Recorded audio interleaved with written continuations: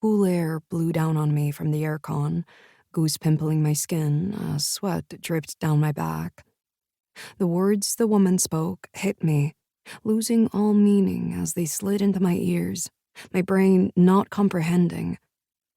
"I'm sorry," I swallowed, my heartbeat picking up with fear. "My daughter is what?"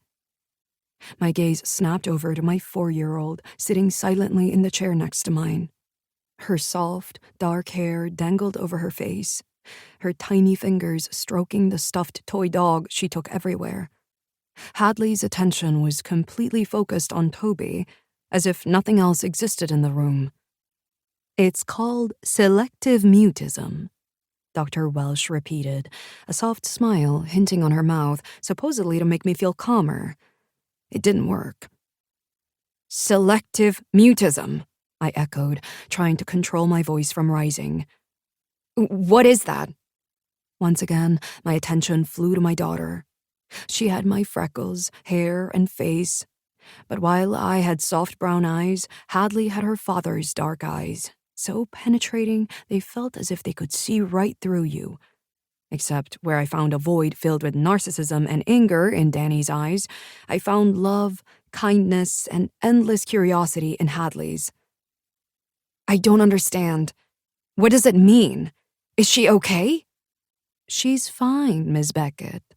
Dr. Welsh tilted her head, smiling over at Hadley, though my daughter didn't act as if she was there. "Selective mutism is caused by a severe anxiety disorder where a person is unable to speak, especially in certain social situations." She gestured to Hadley. "Like daycare, at the park, with other children, or even relatives she doesn't see very often." "She's shy," I stated, my spine going rigid in defense. "Quiet, but she talks fine with me." Though I had noticed her getting even less talkative around me. When her father came around, she went completely silent. She had no friends at daycare, playing mainly by herself. She hid behind my leg when anyone else got near. How did I not notice? See the signs sooner? The people at daycare told me she never talked to other kids or the adults. She would only respond to Peter, one of the guys running it, but in rushed, short, whispery words. "It's why it's called selective mutism," the speech-language pathologist answered.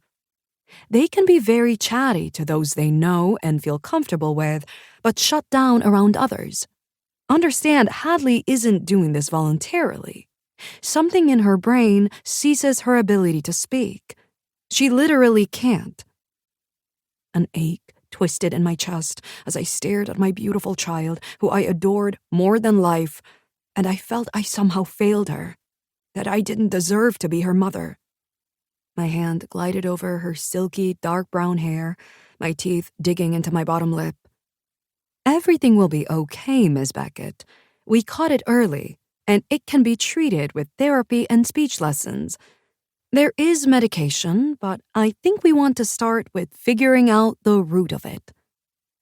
More guilt rammed into my chest, my lashes fluttering at the liquid forming in my eyes. She was 4 years old.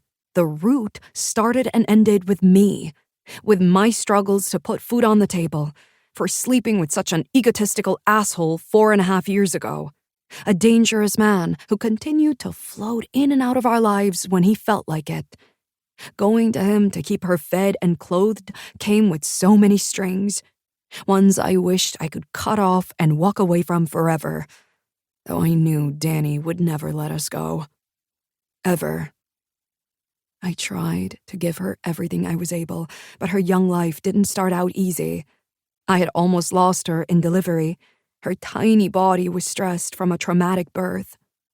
I lived with my friend Lillian and her husband for the first couple of months, until I knew I could no longer impose on their kindness.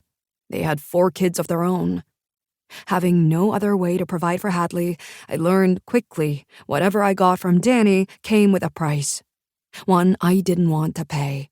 To keep listening to this audiobook, I've left you a link in the description so you can do it, at no cost thanks to Audible's 30-day free trial.